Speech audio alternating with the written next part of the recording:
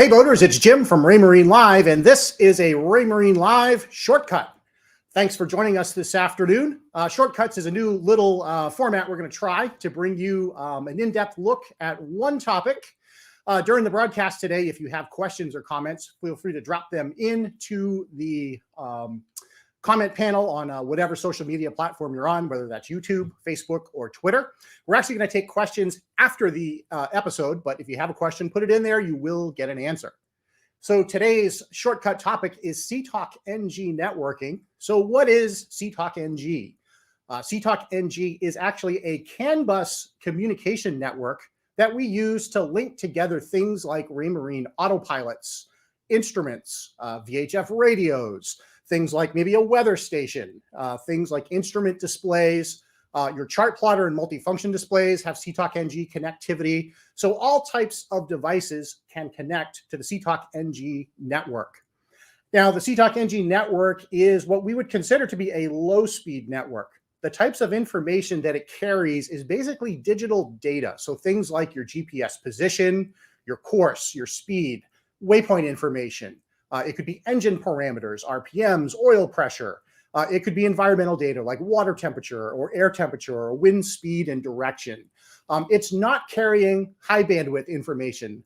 So when you think high bandwidth, think of things that have a picture associated with them, like your radar or your sonar. That's not what we're carrying on CTalk NG. We're more carrying numbers and letters and that type of information across the network.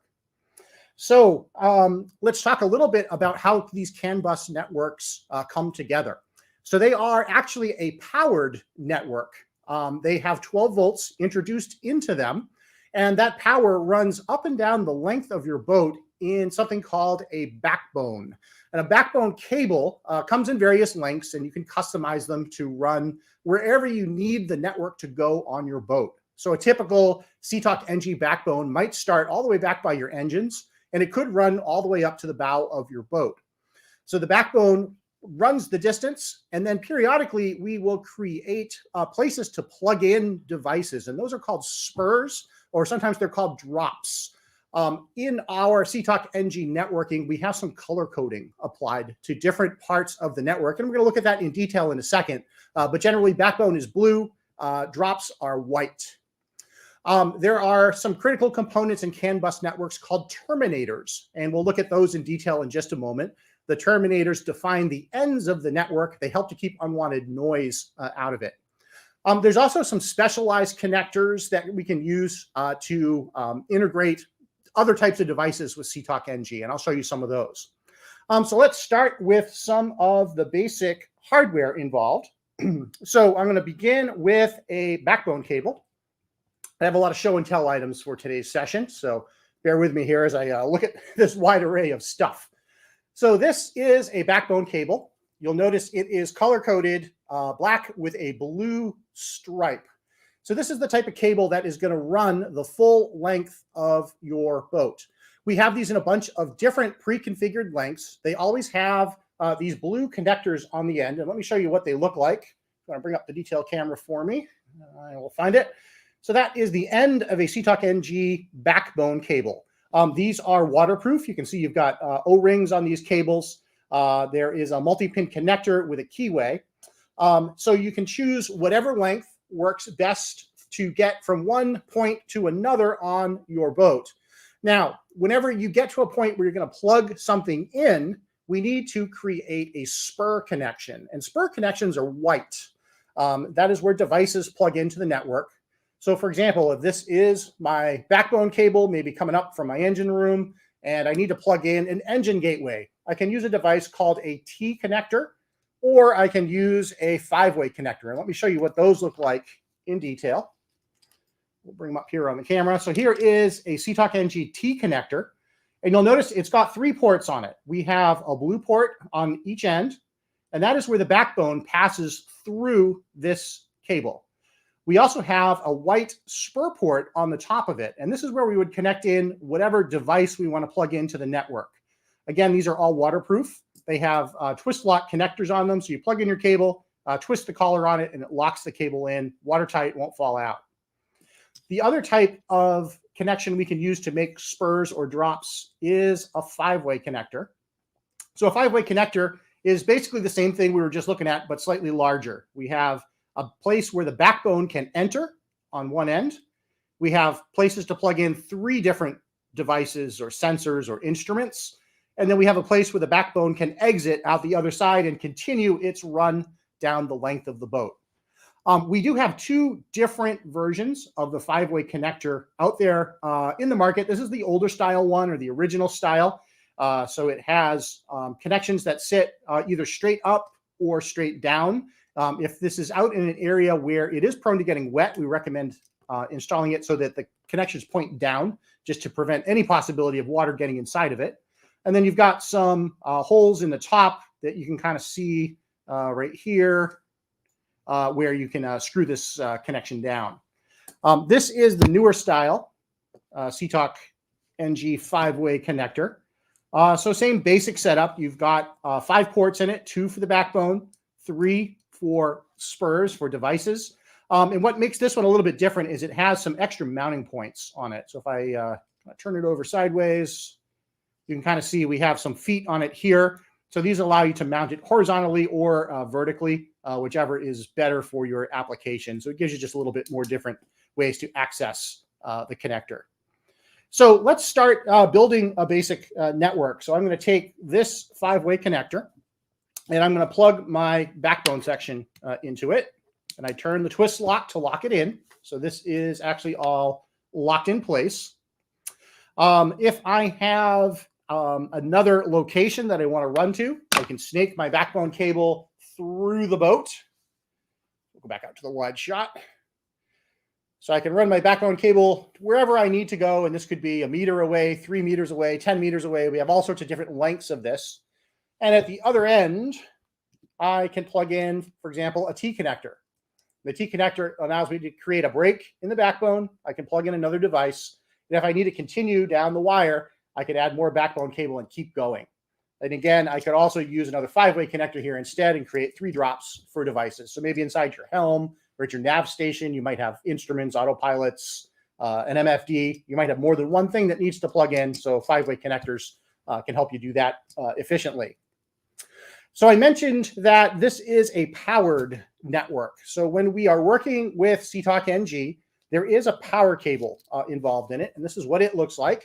And in keeping with CTalk NG traditions, it is color coded. So it is black with a red stripe.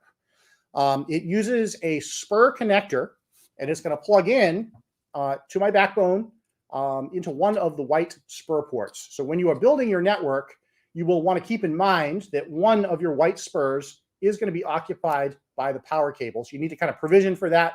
Make sure you have enough connections for all the devices you want.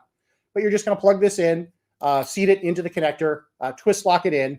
And the other end of it is going to go to a 12-volt DC power source. So the backbone is powered to enable smaller devices to actually get their power from the network. So by smaller devices, I mean things like instrument displays or autopilot controllers.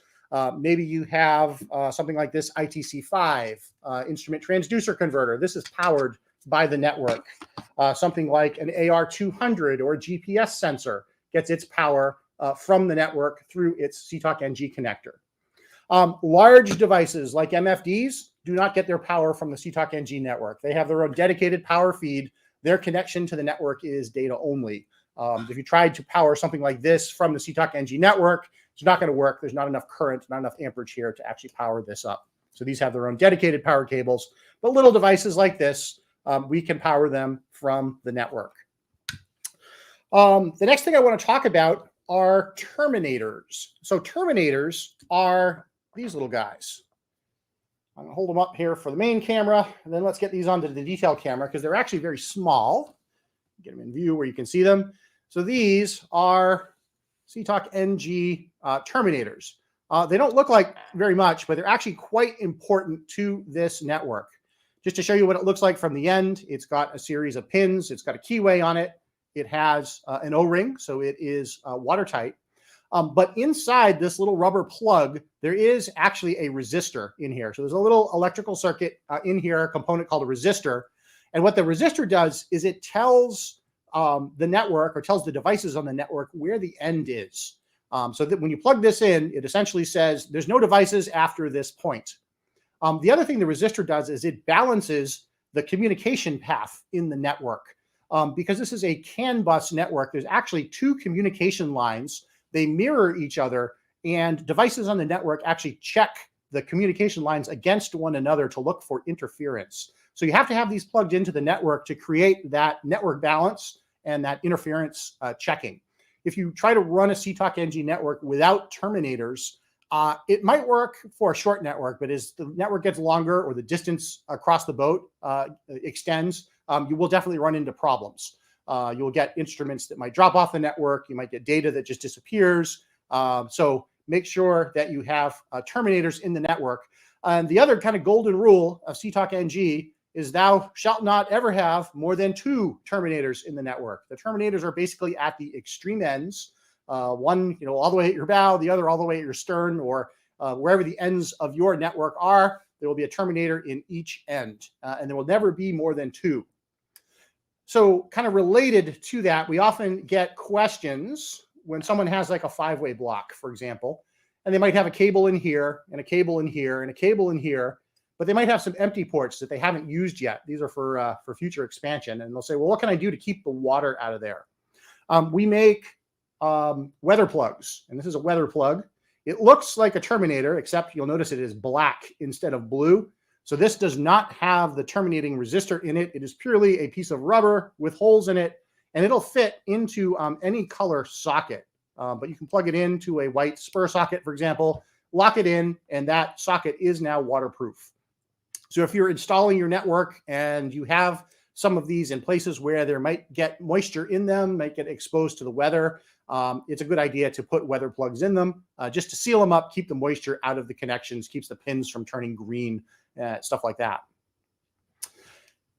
There are some specialty cables out here as well. And let me just kind of clear a few items away from the desktop.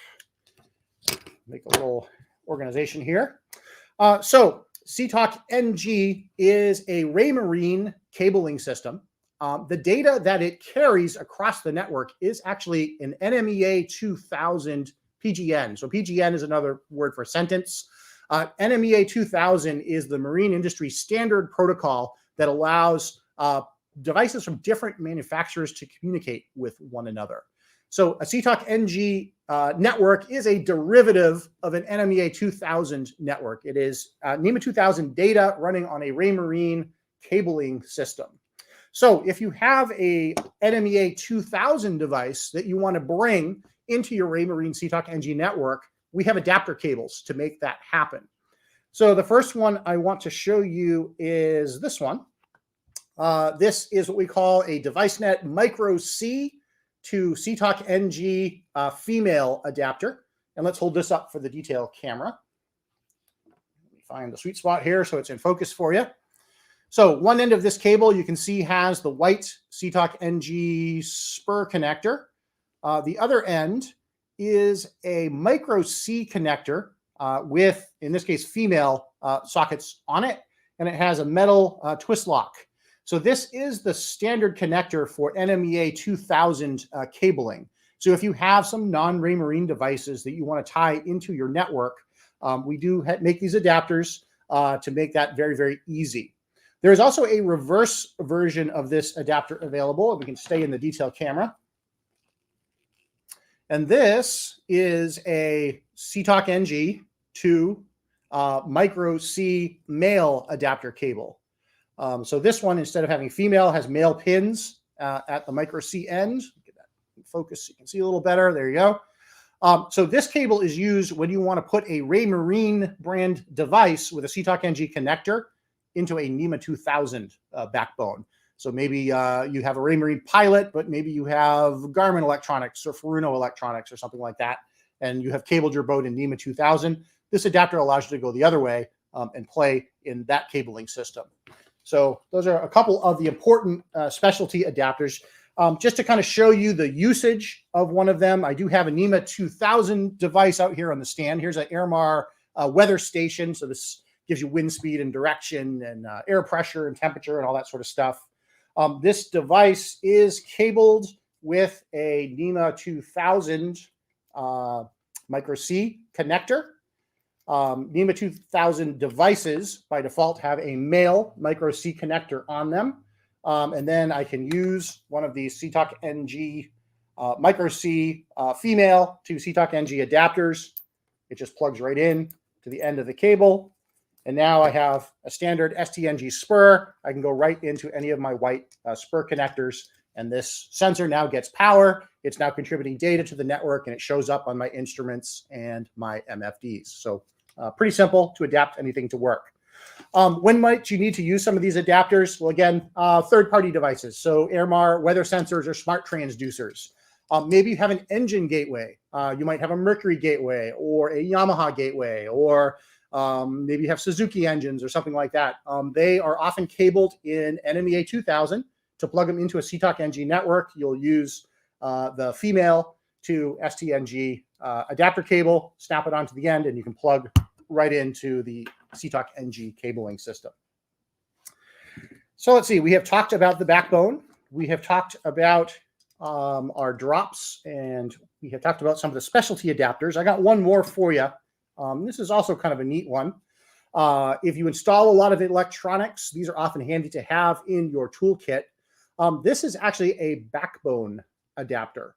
So if you have a boat that might have a hybrid of Raymarine product and product from another manufacturer that has employed both CTalk NG and NMEA 2000 cabling, this is a backbone adapter cable. Let me show you this on the detail camera.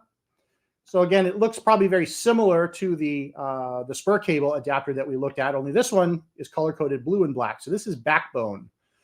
So this will plug on this end into a female connector on NMEA 2000, and then you can plug into an STNG backbone out the other side. So this allows you to combine the two different backbones together into one continuous network. If you do that, you are going to, again, still have two terminators in your network. One of them will be at the NMEA 2000 end. The other terminator will be at the STNG end. But in both of these networks, you will always have two terminators marking the ends of the network. We also have this in a reverse version. NMEA 2000 cabling, by its standard, has a female connector at one end and a male connector at the other. So we do have the opposite version of this if you need that to make a connection.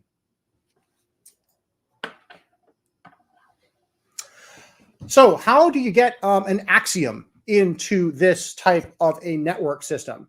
So Axiom displays are actually fitted with a NMEA 2000 connector on the back. They do not have STNG connections. They are using the NMEA 2000 standard connector. In the box with your Axiom, you will normally find one of these adapter cables in it. So you can screw this onto the NMEA 2000 port or pigtail on your Axiom, and then this can go into your Raymarine network. If you're going into a NMEA 2000 cabling system, you don't need to use this pigtail. Axiom can just connect directly to it. On Axiom 2 products like this Axiom 2 Pro, an Axiom XL2, or an Axiom Pro or XL, the port is on the back of the unit. You'll see it there. You'll just plug in, screw this on, and then you can plug into the network. On an Axiom Plus or an original Axiom 7, 9, or 12, their NMEA 2000 pigtail is on their power cable. And then you can use this adapter on the little pigtail and again, plug it right into the STNG network. Lastly, so the data that is communicating on CTalk NG, as I mentioned, it is NMEA 2000 PGNs or sentences traveling across the Raymarine cabling system. So that might make you ask, well, why, Raymarine, did you come up with a cabling system that's different from the rest of the industry?